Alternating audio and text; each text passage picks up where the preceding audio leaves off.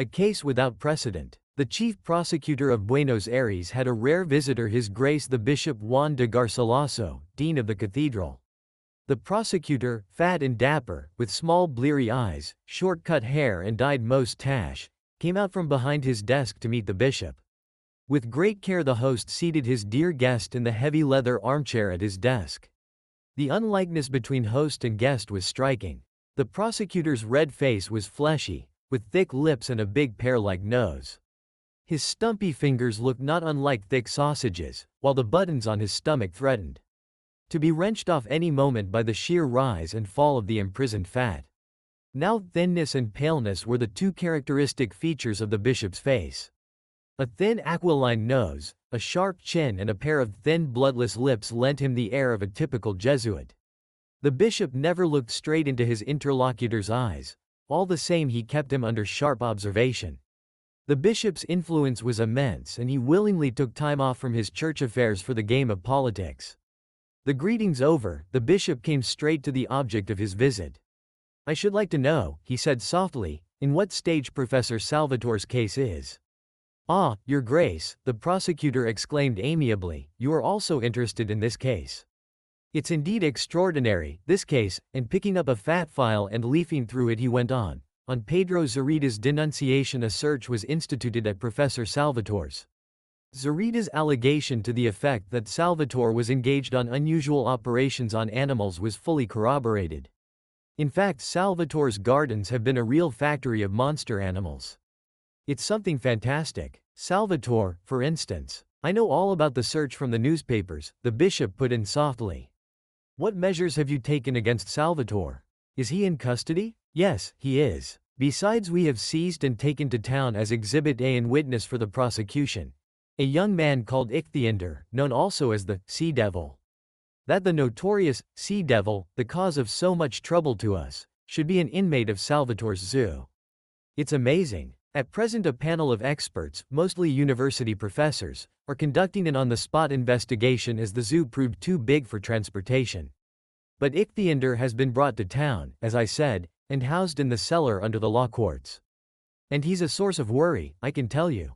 Just imagine, we had to order a big tank for him, for it appears he can't live without water.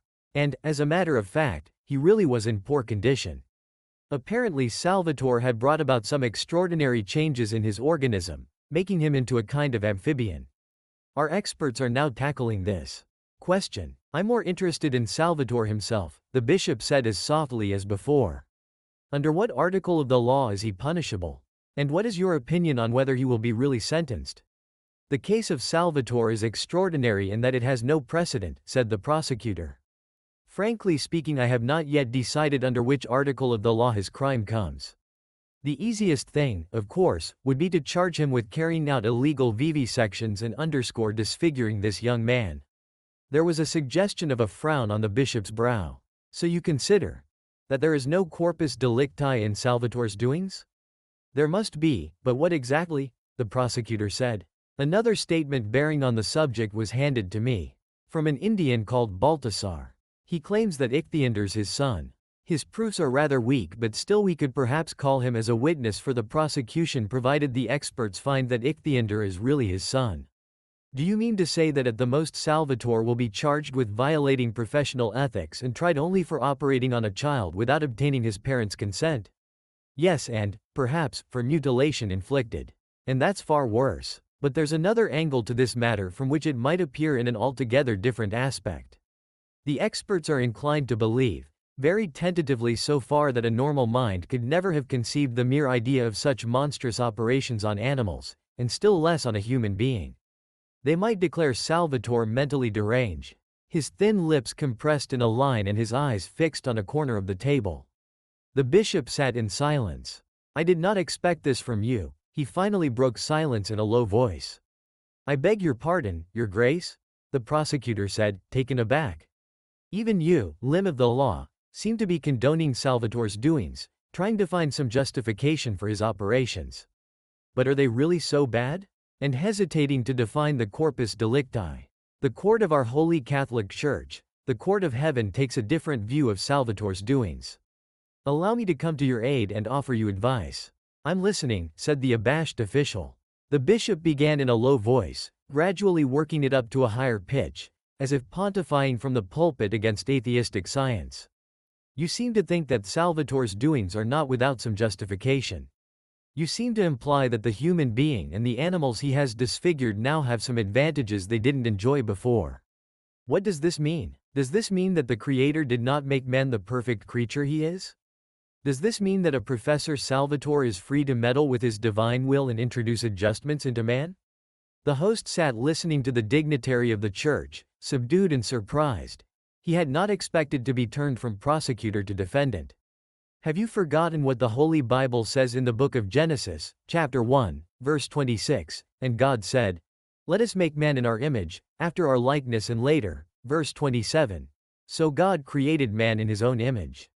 Salvatore dares to disfigure this image and likeness, and you find this justifiable." "Forgive me, Padre," was all a prosecutor could utter. "Didn't the Lord find his creation perfect?" The bishop went on, warming to his subject, "wanting in nothing? You remember well the articles of the laws of man, but you forget the articles of the laws of God. Recall to your mind verse 31 of the same chapter of the book of Genesis, 'And God saw everything that he had made, and, behold, it was very good.' And your Salvatore, in his godless vanity, considers that there is room for improvement, that man should be made an amphibian, and you just marvel at it and find justification for it. Isn't that blasphemy? Isn't that a sacrilege? Or do our civic laws no longer punish crimes against God? Have you stopped to think what would happen if everybody said after you that man was miscreated by God and should be turned over to Salvatore for remaking? What outrageous aberration this would lead to. God found everything that he had made, all his creatures, very good. And Salvatore sets to and transplants animals' heads and skins and creates ungodly monsters, as if mocking the Creator. And you find it difficult to detect a corpus delicti in his doings?" The bishop stopped. Pleased with the effect his speech was having on the prosecutor, he kept silent for a moment and started off again, first in a low voice, then gradually raising the pitch. "I've said that I am more interested in what will happen to Salvatore. But can I be indifferent to what will happen to Ichthyander? Why, this creature hasn't even a Christian name, for after all Ichthyander is only a combination of the Greek words for man and fish. But even granted that Ichthyander is not to blame, being only a victim, he's still a creature begotten of a sacrilege. The mere fact of his existence may lead humble ones into temptation, induce them to entertain blasphemous doubts and even cause to waver those not strong in their faith. Ichthyander must go. The best thing for that unfortunate youth would be to be summoned to heaven as unfit to live." Here the bishop threw a meaningful glance at his host. "In any case he should be condemned and shut off from all contact. After all, he did commit punishable offenses. He stole fish from the fishermen, damaged their nets until, you will remember, he had them so scared that they stopped fishing and the town was left without its supplies. The impious Salvatore and his wicked handiwork are a challenge to God and our holy church. And the church will not rest until they are destroyed." The bishop went on with his peroration. The prosecutor sat crestfallen, his gaze fixed on the ground, not daring to stem the torrent of wrathful words.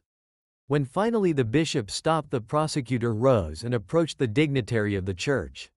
"As a Christian," he said in a hollow tone of voice, "I'll bring my sin to my father confessor for penance. As a law officer I tender you my gratitude for the help you have rendered me. My eyes have been opened to Salvatore's crime. He will be tried and convicted. And neither will the sword of Nemesis miss Ichthyander, the madman of genius." Though in custody, Dr. Salvatore had not knuckled under. He was as calm and dominating as ever, speaking to the investigator and experts in the condescending accents of an adult addressing a bunch of children. His active nature could not stand idleness. He did a great deal of writing and performed a few brilliant operations in the prison hospital. Among others, he operated on the prison governor's wife for a malignant tumor and saved her life when she had been given up by all other doctors. The day of the trial came. The huge court was packed, those who had not been able to get inside overflowing the corridors, the square in front of the law courts, looking in at the open windows or climbing up the trees for a better view. Salvatore sat in the prisoner's dock with the calm and dignified demeanor of a judge. Everybody's eyes were glued on him. The fact that he was going to conduct his own defense only whipped up the audience's interest.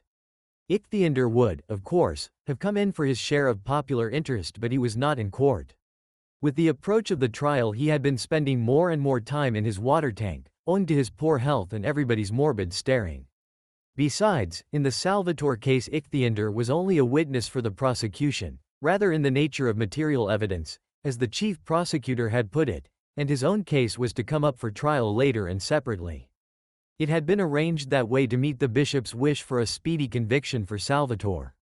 Meanwhile, evidence against Ichthyander could be prepared.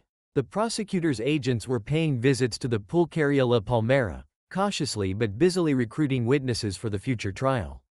However, the bishop kept hinting broadly to the prosecutor that by far the best for the unfortunate youth would be to depart this life, and furnish ample proof that a man's hand could only spoil what God had made. Speaking on behalf of the experts panel, Arturo Stein, professor of anatomy at the university and an eminent scientist, gave evidence that was listened to with unabated attention. On instruction of the court, he began, "We examined the animals and the young man called Ichthyander that had all been operated upon by Professor Salvatore. We also examined his small but well-appointed surgery and laboratories.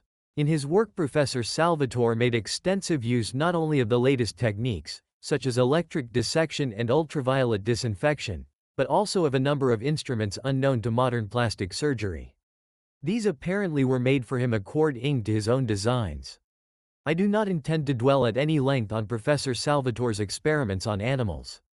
In a nutshell, they consisted of a series of operations as daring in conception as they were brilliant in execution.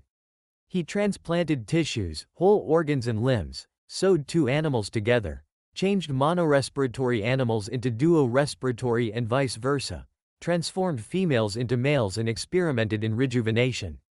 In Salvatore's orchards we also found children of different Indian tribes ranging in age from a few months to 14 years. What was the state you found them in? Asked the prosecutor. All the children were in excellent condition. Indeed, they looked quite happy. Many of them owed Salvatore their very lives. The Indians believed in him and brought him their children from far afield. A sigh was heard in the hushed hall. The prosecutor began to fidget. Now that he had got his cue from the bishop, the expert's warm words jarred upon his ears. Are you going to suggest that the operations the accused carried out served any justifiable purpose? He asked the expert. But the presiding judge, a stern-faced silver-haired man, fearing lest the expert answer in the affirmative, hastened to interpose. The court is not interested in the expert's personal opinions on scientific matters. Please proceed, Professor. What were your findings as to the young man Ichthyander of the Araucanian tribe? We found that this body was covered with man-made scales, Professor Stein continued, of some unknown material, easy to bend but hard to pierce. We are still awaiting the results of its analysis. When swimming, Ichthyander used a pair of goggles fitted with special flint glass with an index of refraction near 2, which enabled him to see better underwater. When we removed the scales, we detected a round hole about 4 inches in diameter under each shoulder blade, covered with 5 thin strips, the whole looking similar to a shark's gills. A muffled exclamation of surprise was heard in the hall. Yes, the expert continued, surprising as it must seem, Ichthyander possesses both human lungs and a shark's gills. That is why he can live both on land and in water. An amphibian? The prosecutor said ironically. Yes, in fact a human amphibian. But how could Ichthyander come to have a shark's gills? Asked the presiding judge. The expert spread his arms abroad. That is a puzzle to which only Professor Salvatore holds the answer, he said. I shall try, however, to sum up our opinion for you. According to the biogenetic law of Haeckel, the organism in its development is to a great extent an epitome of the form modifications undergone by the successive ancestors of the species in the course of their historic evolution. So it can be safely said that man's distant forebears once breathed with their gills. The prosecutor half rose in his seat to protest but was motioned back by the presiding judge. Here's some embryology to support it. By the 20th day an embryonic skull shows a set of 4 parallel ridges, the so-called visceral arches. But later the human fetuses would-be gills undergo a transformation. The first visceral arch develops into the acoustic duct with the ossicles and the eustachian tube, its lower part turning into the lower jaw. The second arch develops into the hyoid bone. the third into the body and 2 processes of the thyroid cartilage. This is the normal development, and we do not consider that Professor Salvatore could have arrested it in the case of ichthyosaur. There are on-record cases of even adults having an unclosed gill cleft on the throat directly under the lower jaw, the so-called bronchial fistula, but there can be no question of their breathing through them. Had there been, however, any interference with the normal development, the gills would have developed at the expense of the organ of hearing and other functions, making ichthyosaur into a monster half-fish. But ichthyosaur is a normally developed young man with good hearing, a well-pronounced lower jaw and sound lungs, and besides he has full-grown gills. How ichthyosaur's gills and lungs function, what their interaction is, if any, whether his gills get their water via the mouth and lungs or through the 2 small orifices we discovered on his body directly above each gill opening, we do not know. Nor could we answer these questions without an autopsy. This is, I repeat again, a puzzle for the solution of which we have to refer to Professor Salvatore. Only Professor Salvatore can explain to us the origin of the dog-like jaguars and other such animals, as well as of the amphibious monkeys, ichthyosaur's doubles. What is your general conclusion? Asked the presiding judge. The expert, himself a well-known surgeon, said simply, "Frankly speaking, I can't make head or tail of it. I can only say that what Professor Salvatore did, nobody but a man of genius could do. But it does look as if Professor Salvatore, on reaching his consummate degree of skill, decided that he could take humans or animals to pieces and put them together in any manner or arrangement he thought best. And though he has been doing this, and with brilliance, nonetheless his daring and scope border on what I'm forced to say looks like insanity." At this Salvatore gave a little contemptuous smile. He had no idea that the experts had resolved to alleviate his lot by pleading his insanity. "I do not want to produce the impression that such is our considered opinion," the speaker said, catching sight of Salvatore's smile, "but we do suggest the accused be submitted to expert medical examination." "The court will consider your insanity plea in due time," said the presiding judge. "Professor Salvatore, do you intend to give the court any explanations of the questions raised by the experts and the prosecutor?" "Yes," Salvatore said, "I do, and I also intend to make it my last word." Salvatore's explanation. Salvatore had risen in his seat and was now running his eye over the hall as if trying to locate somebody. In the front row he saw the bishop and let his sweeping eye stop for a moment, while a faint smile skimmed his lips, before running it farther back, picking out, as he did so, Baltasar, Cristo and Zarita. Then he started to scan the audience again, more careful this time. "I can't see my victim in court," he said finally. "I'm your victim," Baltasar shouted all of a sudden, jerking up from his seat and resuming it only after a sharp tug administered by Cristo. "What victim do you mean?" said the presiding judge. "If you mean the animals you have maimed, the court has decided against exhibiting them here. As far as the human amphibian is concerned, he's in the court building." "I mean God," Salvatore said in an earnest, quiet voice. On hearing that, the presiding judge fell back in his chair in consternation. Has Salvatore suddenly gone mad, he thought? Or is he perhaps feigning insanity to escape prison? "Whatever do you mean?" he asked. "I expect that should be clear to the court," said Salvatore. "Who's the principal and only victim in the present case?" "Obviously God. According to the prosecution, my work has undermined his authority by making what are alleged to be inroads on his domain. He likes what he created, then up comes a doctor and says, 'This is bad, that ought to be altered,' and starts altering what God did according to his own lights. This is blasphemy. I want the exact words of the accused put on record," the prosecutor interposed with the air of a man whose sacred feelings have been violated. Salvatore shrugged his shoulders. "I'm only summing up what it says in the indictment. Isn't that just what it boils down to? At first I was only charged with carrying out vivisections and causing disfigurement. Now another charge is being lined up against me, that of sacrilege. What wind has blown that in? Not from the direction of the cathedral, by any chance?" And Salvatore looked straight at the bishop. "You have only yourselves to blame for having built up a case where prosecution relies on God as a plaintiff while Charles Darwin shares the prisoner's dock with me. Perhaps I'm wounding the feelings of some people present here, but I will say once again that the organisms of animals and even of man are not perfect and can, indeed, do with improvement. I expect the Bishop Juan de Garcilaso here in court will bear me out on this." This caused quite a rustle in the hall. In 1915, in fact very shortly before I left for the front, Salvatore went on. I happened to effect a slight improvement in the worthy bishop's organism by cutting out his appendix, that useless and risk-ridden appendage of the cecum or, in popular parlance, blind gut. On my surgeon's table my priestly patient did not raise any objections to the sacrilege I was about to commit by cutting out part of his body made after God's image. Can you deny that? Salvatore asked the bishop, looking straight at him. Juan de Garcilaso, a faint flush mounting to his pallid features, sat stock still, his thin fingers, clenched in his lap, trembling slightly. And wasn't there another case at the time? I still had my practice? Hadn't I a visit, and a request to be rejuvenated, from our respected prosecutor Senior Augusto de.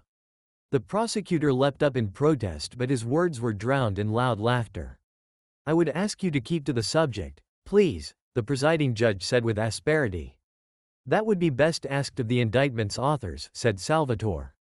It was they who gave this turn to the case in the first place. Apparently certain people here cannot reconcile themselves to the idea that they, like everybody else, are monkeys or even fishes able to speak and hear only because their gill arches have developed into organs of hearing and speaking. Well, not exactly monkeys or fishes, to be sure, but their close descendants. And turning to the prosecutor, who was showing all signs of impatience, Salvatore said, calm yourself. I do not propose to give a talk here on the theory of evolution. Then, after a pause, he went on, the trouble with man is not that he has descended from the animal, but that he has not ceased to be an animal, vicious, rude, unintelligent. My learned colleague could have spared you his frightening discourse on embryonic development. For I have never had recourse to INF. Lewincing embryos or crossing animals, for that matter. I'm a surgeon and a surgeon's knife has always been my only instrument. Surgery often involves transplantation. So, to try and improve on the methods used, I started experimenting on animals. My ultimate aim was the replacement of man's diseased organs and limbs. The operated animals I kept in my laboratory, studying the behavior of organs and limbs often transplanted into environments entirely new for them. When my observations were over, the animals were transferred to the garden. This is the way my zoological gardens came to be built up. I was especially keen on transplanting tissues and organs between pheromood species, those of fishes and mammals, for instance. And in this particular field I've achieved what contemporary scientists still think impossible. But is it, really? I hold that what I alone can do today the run of surgeons will be doing tomorrow. Professor Stein perhaps knows of the latest operations performed by the German surgeon Sauerbrich, who succeeded in substituting a sound shin bone for a diseased thigh bone. Yes, but what about Ichthyander? Asked the expert. Ah, Ichthyander, now Ichthyander's my special pride. In his case the difficulty lay not so much in the technique as in the need to change the major functions of a human organism. Half a dozen monkeys were sacrificed in preliminary work before I became quite satisfied in my own mind that I could safely operate on a child. What was the nature of the operation? Asked the presiding judge. I transplanted a young shark's gills onto a child, which enabled him to live both on land and in water. There were exclamations of surprise among the audience. The reporters present rushed outside to phone the news to their editors. Later on I was even able to improve on my original success. The amphibious monkey, my latest result, can live indefinitely long in either element at no risk to health. Now Ichthyander cannot stay outside water for more than 3, or, at the most, 4 days in succession. Long stays on land tend to overtax his lungs and dry up his gills, the first sign of this being shooting pains in his sides. Unfortunately in my absence Ichthyander went off his regimen. He used his lungs a great deal too often with grievous results. The balance is upset and the amphibious man is turning into a human fish. In his present condition he has to spend most of his time in the water. How did you arrive at the idea of creating an amphibious man, and what was your object in doing so? The prosecutor said, having asked for and received the judge's permission. The same idea prompted me. That man is not perfect. Having gained a great deal through evolution as compared to his animal ancestors, man has lost much in the process. Living in the water, for instance, would provide an immense advantage for man. And indeed, why shouldn't he enjoy this advantage? We know from the theory of evolution that all the land animals now existing have evolved from water animals. And we also know that some of the land animals went back later. The dolphin was a fish originally, then came on land and became a mammal, only to return to the water later though remaining a mammal, just like the whale. They both breathe with lungs. A dolphin can also be made into an amphibian.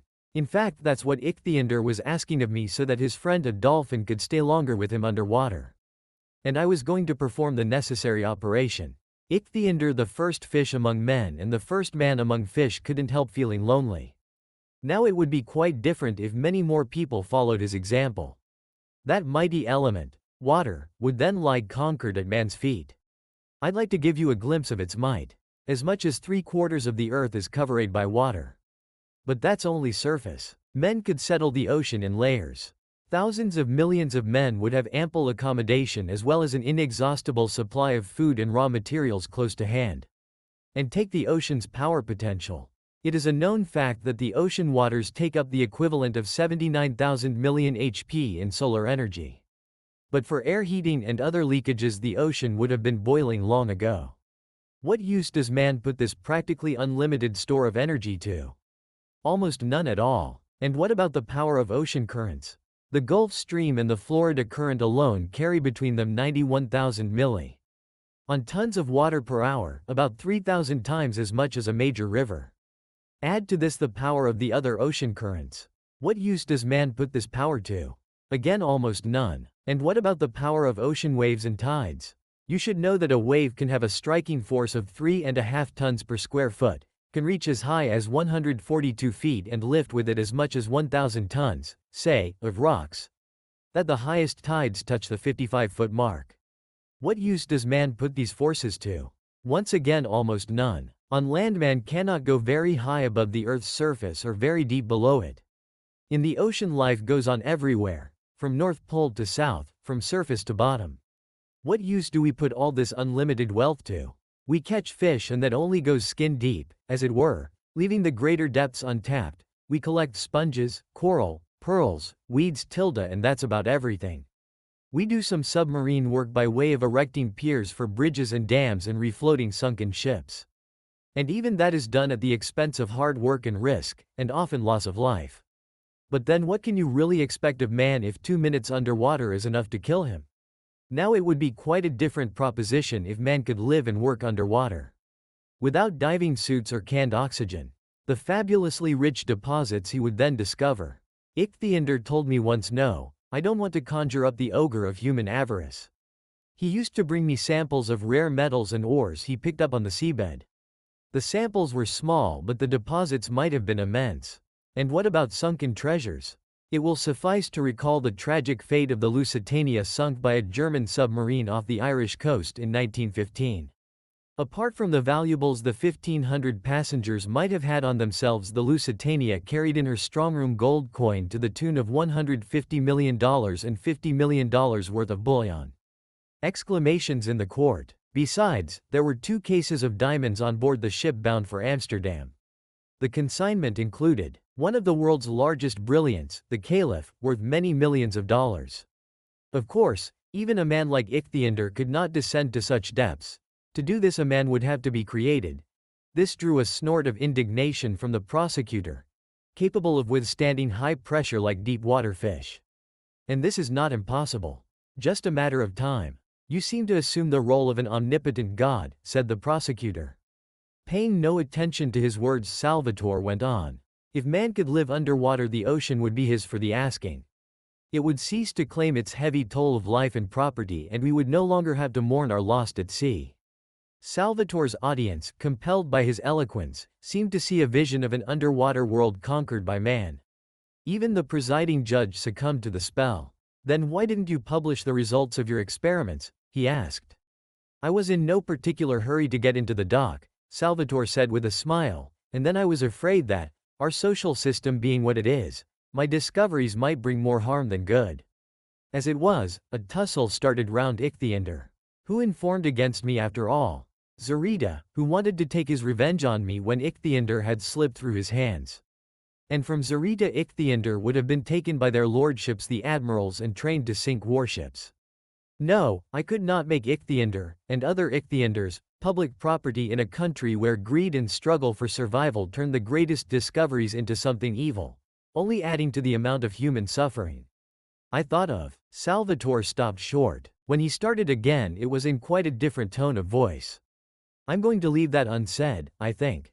Otherwise I might be again styled insane, he said with a smile and looked at the experts. And that's an honor I'd like to renounce herewith, even were the word genius tagged onto it. I'm not a madman, nor am I a maniac. I've done what I set out to do, haven't I? You've seen it all. If you find my actions criminal, it's up to you to try me and convict me. I beg for no leniency.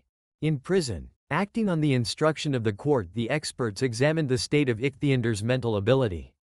They found he had great difficulty answering the simplest questions. Even when asked about the year, month or day, Ichthyander kept answering, I don't know. Yet, the experts were hesitant to declare him mentally deficient, for they realized that the state of his mind was due to his exceptional background and that the scope of his knowledge was bound to be limited. Not responsible for his actions, was what they finally agreed on. And that made him amenable to the law. The case against him was dropped and a guardianship suggested. Promptly 2 persons came forward, Zarita and Baltasar. Salvatore had been right in saying that Zarita had informed against him to get his revenge. But that was only part of the story. Zarita wanted Ichthyander back in his hands and saw the guardianship as an easy shortcut to that end. Zarita had not stopped at the expense of bribing the officials in charge with a dozen of his finest pearls and was now awaiting results in smug confidence. Baltasar had claimed natural guardianship rights. But that was throwing straws against the wind. In spite of Lara's efforts, the experts refused to consider his client's paternity on the strength of one witness, a brother of Baltasar's at that. Lara was not aware of the backstage influences in the case. Baltasar as plaintiff, as father robbed of his son, had been useful at Salvatore's trial. Baltasar as Ichthyander's guardian ran counter to the interests of the law and the church. Cristo, who was now living at his brother's, was greatly worried about Baltasar. The old Indian would sit motionless for hours at a stretch, forgetting about food and sleep, then suddenly start rushing about the shop in a frenzy of excitement, shouting, my son, and hurling abuse at everything Spanish. One day after another of such fits, Baltasar said to Cristo, I'm going to the prison, brother. I'll give my best pearls to the jailers so they let me see my son. I'll speak to him. He'll know I'm his father. A son will know his father. My blood's sure to speak up in him. Try as he would, Cristo could not dissuade his brother. Baltasar was adamant. In prison he entreated some guards, wept at the feet of others, giving pearls to all till he finally got inside Ichthyander's cell. The small cell, scantily illumined through the slit of a barred window, was stuffy and smelly. The jailers didn't bother to change the water in the tank often enough, nor did they carry away the fish offal the strange prisoner left after his meals. Baltasar approached the tank and looked at the dark mirror of the water's surface. Ichthyander, he called softly, and again, Ichthyander, but apart from a slight ripple on the surface, nothing happened. Baltasar waited a little, then stretched out a shaky hand and dipped it into the tepid water. It struck a shoulder. Instantly Ichthyander's head popped out of the tank, followed by his shoulders. Who are you? What do you want? Baltasar sank onto his knees and stretching out his arms began rapidly. Ichthyander, your father's come to you. Your real father. Salvatore isn't. Salvatore's an evil man. He disfigured you. Ichthyander, look at me closely. You know I'm your father, don't you? Water trickled in slow drops out of Ichthyander's thick hair onto his pale face and down off his chin. His gaze was fixed on the old Indian, wistful and quizzical. I don't know you, he said. Ichthyander, cried Baltasar, look again, and, suddenly, clutching Ichthyander's head, he pressed it to himself and started kissing it frenziedly, sobbing aloud. Trying to escape the unexpected caresses, Ichthyander splashed about in the tank, sending little eddies spilling over the rim onto the floor. All of a sudden a strong hand took Baltasar by the scruff of his neck, lifted him up bodily and threw him aside. He struck his head against the wall and slumped down. When he opened his eyes, it was to see Zarita towering over him, his right hand balled into a fist, his left flourishing a sheet of paper in triumph. See this? It's the guardianship order. You'll have to hunt elsewhere for a rich son for yourself. As to the young man here, I take him home with me tomorrow. Got that? From where he lay huddled up against the wall, Baltasar growled menacingly. The next moment, with a savage yell, he was up and at his enemy. Snatching the order out of Zarita's hand and stuffing it into his mouth, he went on hitting out at the Spaniard. Zarita hit back. The jailer, who witnessed the fight from the doorway, felt that the moment demanded the strictest neutrality. They both had been liberal in greasing his palm and he wanted to be loyal to both. So it wasn't until Zarita started throttling Baltasar in dead earnest that the jailer stirred to action. There, don't strangle him. However, deaf with rage, Zarita was pressing on his advantage and there's no saying how it would have ended had a familiar voice not called out at that point. Sephior Guardian priming himself for his new duties, splendid. Well, what are you standing there for? Don't you know your duties? Salvatore rapped at the two jailers for all the world as if he were the governor of the place. Salvatore's words had immediate effect. The jailers rushed to drag the men apart. The noise attracted more jailers and soon order was restored.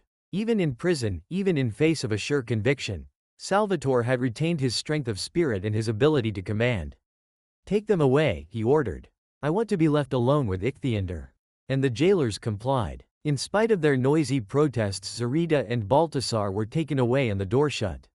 When the clatter of boots had died away, Salvatore went across to the tank.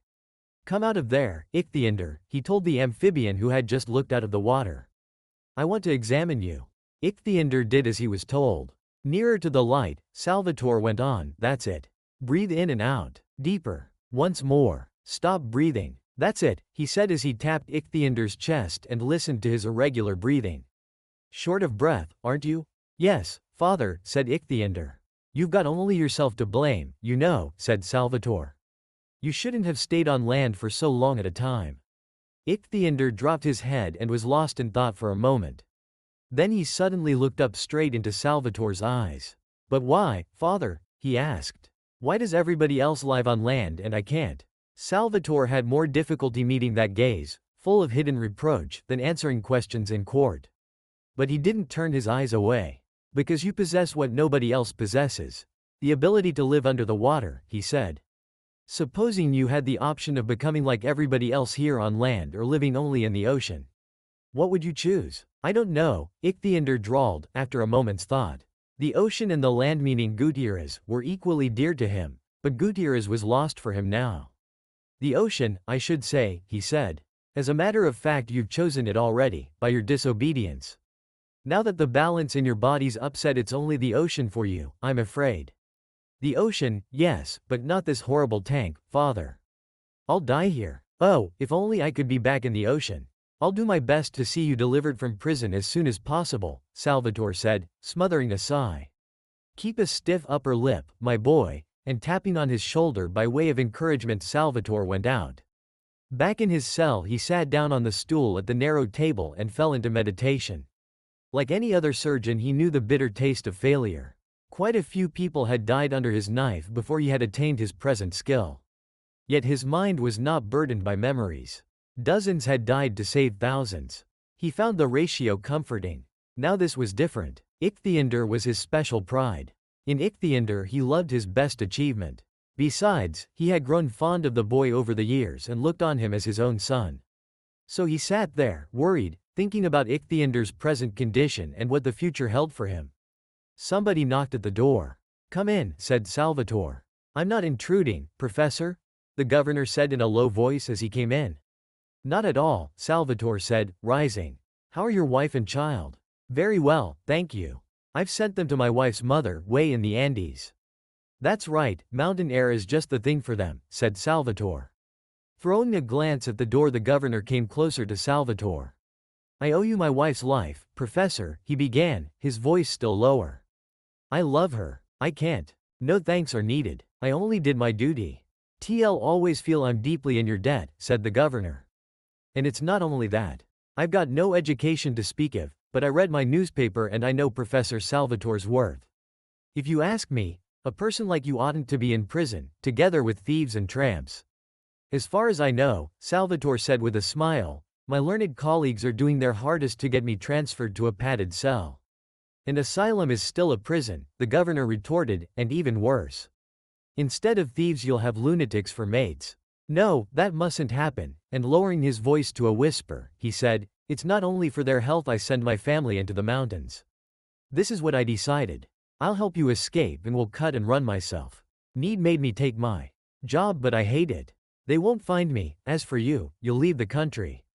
There's something more I wanted to tell you, He added after some hesitation. I'm giving away an official secret, a state secret. You needn't do that, Salvatore interrupted him. Yes, but I can't.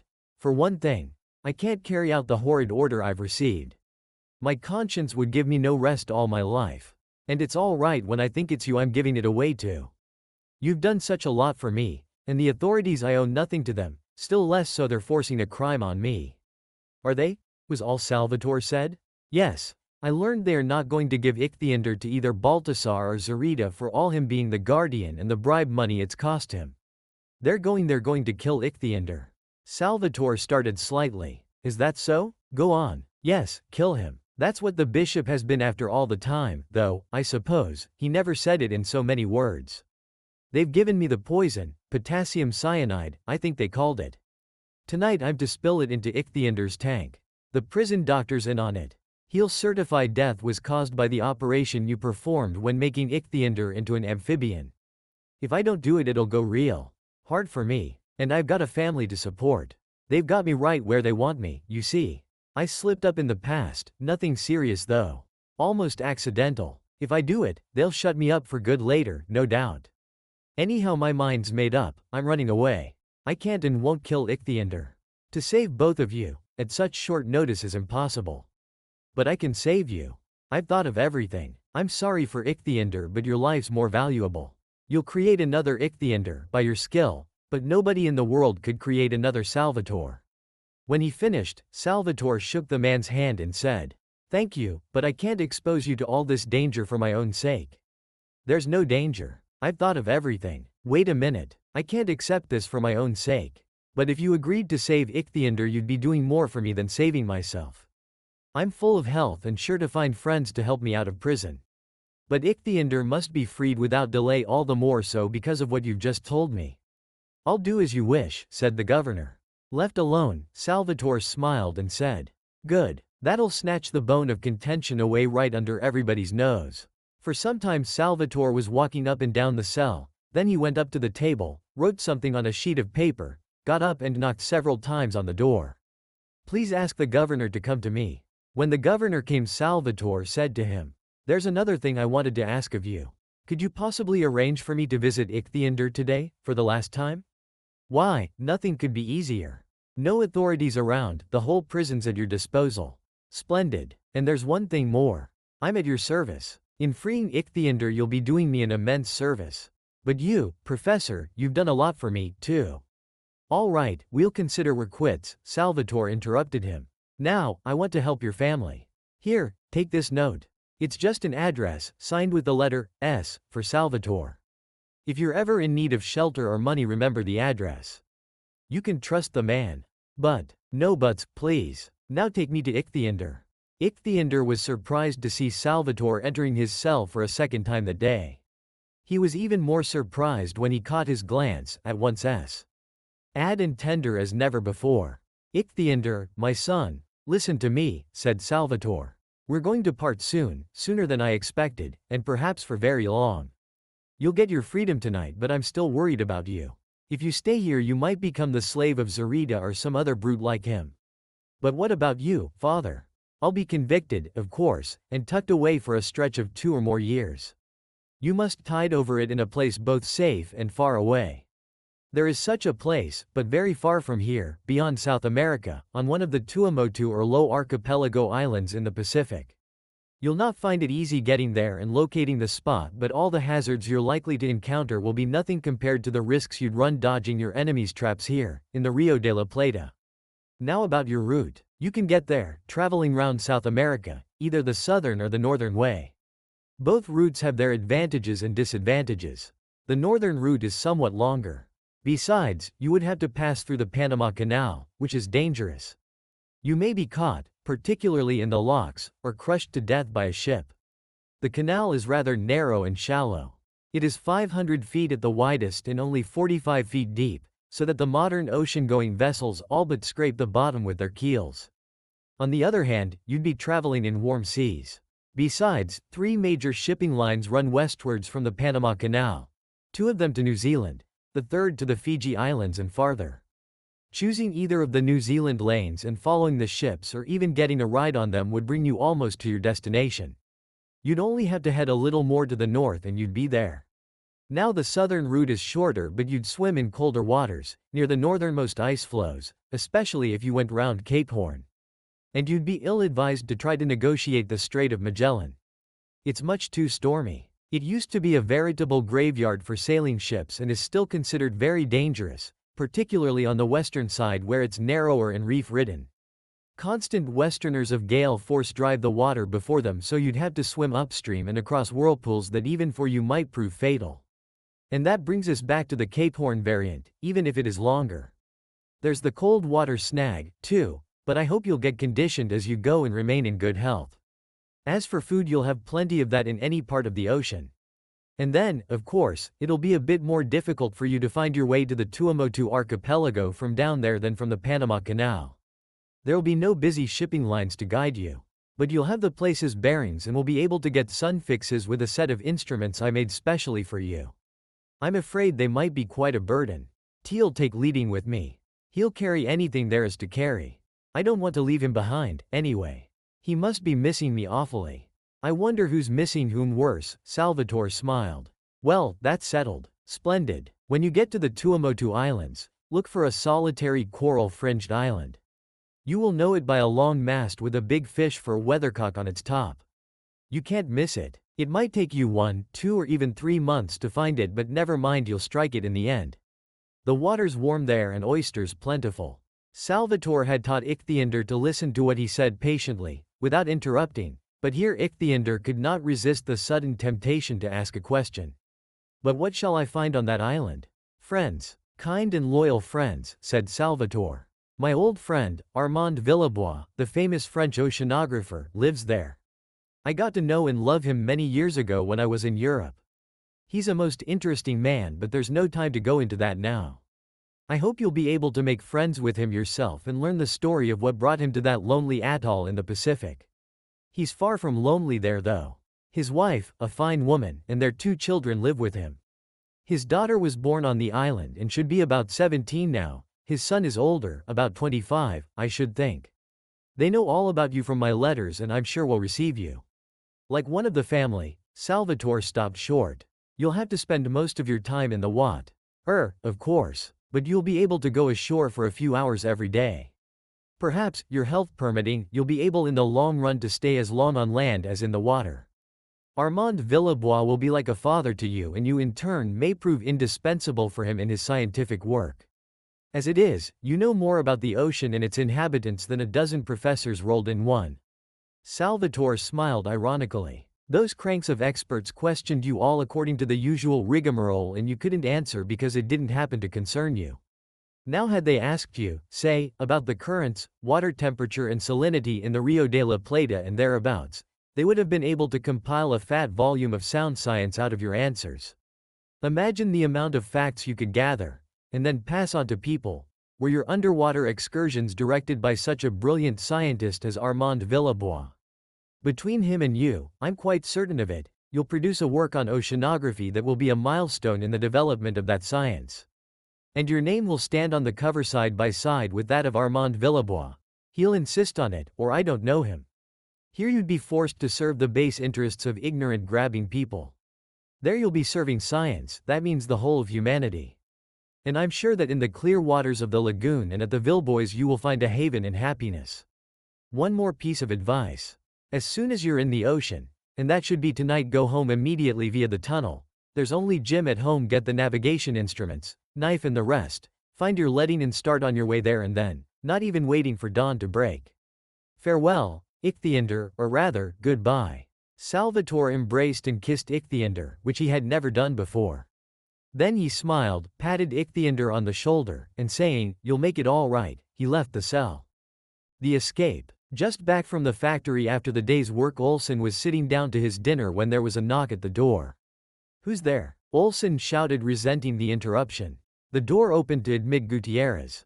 "Why, it's Gutierrez." Well, well," Olsen exclaimed, at once surprised and pleased, getting up from his chair. "Hello, Olsen," she said.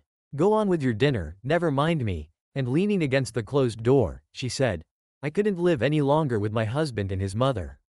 Zarita, he dared to strike me. So I left him. I've left him for good, Olsen. The news made Olsen stop his hand in mid-air. I must say, this is unexpected, he said. Here, take a seat. You can hardly keep on your feet. But what about that what God hath joined together let no man put asunder thing you told me? So that's over? Good for you. Came back to your father, did you? Father doesn't know about what happened. Zarita's sure to look for me at father's, so I'm staying with a friend of mine. Well, what are your plans? I want to get a job.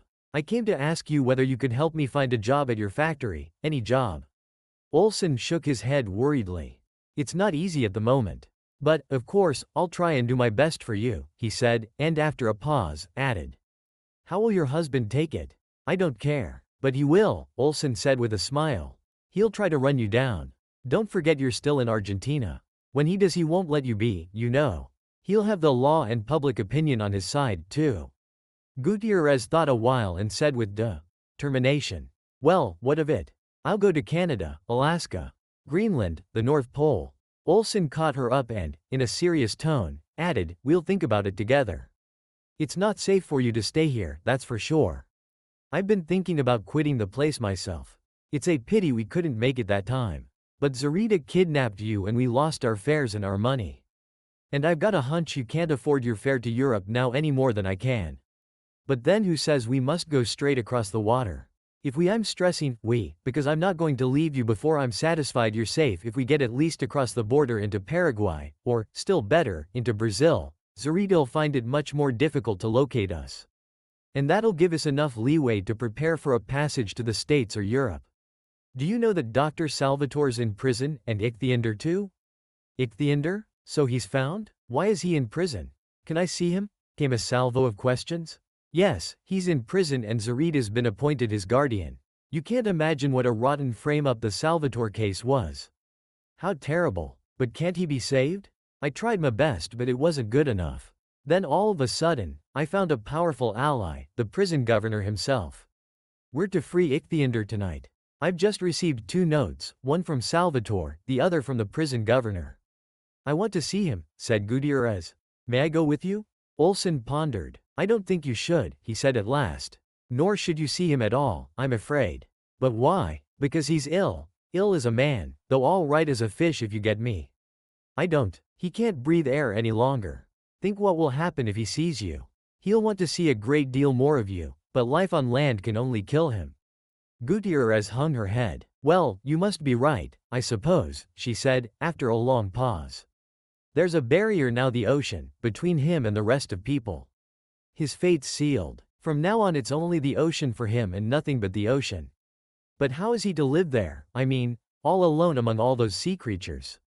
He was quite happy among them until a blush mounted to Gutierrez's face. He won't be as happy as before, of course. Oh, stop it, Olsen, Gutierrez said sadly. Time's a good healer, though. Perhaps he'll regain his former peace of mind and live till ripe old age among all those creatures of the sea, unless a shark brings him an untimely end. And as to death, well, it's the same everywhere. Twilight had set in outside and the room was dark. Well, I must be off, Olsen said, rising from his chair. Gutierrez also rose. But may I at least see him from a distance? Said Gutierrez. Of course, provided you keep there. It's a promise. It was already quite dark when, clad as a water carrier, Olsen drove into the prison court through the gates that faced Calle de Coronel Diaz. The guard challenged him. Seawater for the devil, Olsen answered as the prison governor had taught him. The guards knew about the prison's unusual inmate, the sea devil, who was kept in a tank full of seawater as he couldn't stand the tap kind, and were accustomed to the sight of the water cart. Olsen drove up to the prison building and round the corner that housed the kitchen and stopped at the staff entrance. The prison end of the matter had already been seen to by the governor. The sentries at the entrance and in the corridor, having been sent away on various pretexts, he walked Ichthiander out into the court. Get into the barrel, quick. Ichthiander wasted no time. Off you go. Olsen jerked at the reins, drove out of the prison court and proceeded unhurriedly on his way along Avenida de Alvear and past Retiro station. A woman could be seen following the cart at a distance. It was dark by the time Olsen had cleared the city and taken the road that skirted the beach. The wind was picking up. Surf pounded the shore, breaking noisily against solitary boulders. Olsen looked around. There was nobody in sight, except for the distant headlights of a town-bound car. He waited for it to pass. Hooting, the car shot dazzlingly past and was gone. Now's the time for it, Olsen thought, and turned round to motion Gutierrez out of view. Then he knocked on the barrel and called. "Here we are, climb out." Ichthyander's head bobbed out of the water and swiveled round. Then he clambered out and sprang down on the ground, his breath fast and strained. "Thanks a lot, Olsen," he said, giving him a firm wet handshake. "Forget it. Goodbye and be careful. Don't swim too close inshore. Look out for people or you'll get back into jail before you know how." Even Olsen knew nothing of the instructions Salvatore had given Ichthyander. Yes, Ichthyander panted heavily. "I'll swim away, very far away, to quiet coral islands, where ships don't sail." "Many thanks, Olsen," and he ran to the water's edge. When almost there he turned. "Olsen, if you ever see Gutierrez, give her my love and tell her I shall remember her all my life." And calling, "Farewell, Gutierrez," he plunged in. "Farewell, Ichthyander," came Gutierrez's soft response. The wind had gained in strength and was forcing the man and the girl to bend to resist it. The ocean roared, undertoned by the hiss of sand and the clatter of shingle. A hand closed on Gutierrez's arm. "Let's go, Gutierrez," came Olsen's gentle command. He led her onto the road. Throwing a last glance at the ocean, Gutierrez leaned on Olsen's arm and they headed for the city. After serving his term, Dr. Salvatore returned home and again took up research. At present he's getting ready for a distant journey. Cristo is still in his service. Zarita has acquired a new yacht and goes pearling to the Gulf of California. And though he hasn't become the richest man in America, he's no cause to complain either. The tips of his mustache, like the needle of a barometer, indicate fair weather. Gutierrez has divorced her husband and married Olsen. They live in New York, where they work in a cannery. The Sea Devil seems to be forgotten on the seaboard of the Rio de la Plata. Only on sultry nights, on hearing some unusual sound in the sea, the older fishermen say to the greenhorns, "That's the way the Sea Devil used to blow on his shell," and start a yarn about him. But there is a man in Buenos Aires who can't forget Ichthyander. All the urchins of Buenos Aires know the old beggar, the half-wit Indian. "Here comes the Sea Devil's father," they call after him. But he doesn't pay the slightest attention to them. Meeting a Spaniard, the old man invariably glares after him, spits on the ground and mutters an oath. The police leave old Baltasar alone. He is not raving mad, his insanity does no one any harm. But when a storm starts at sea, a strange agitation seizes the old Indian and drives him out of town to the very water's edge where, risking being washed away, he calls Ichthyander. Ichthyander, as long as the storm lasts. But he gets no answer.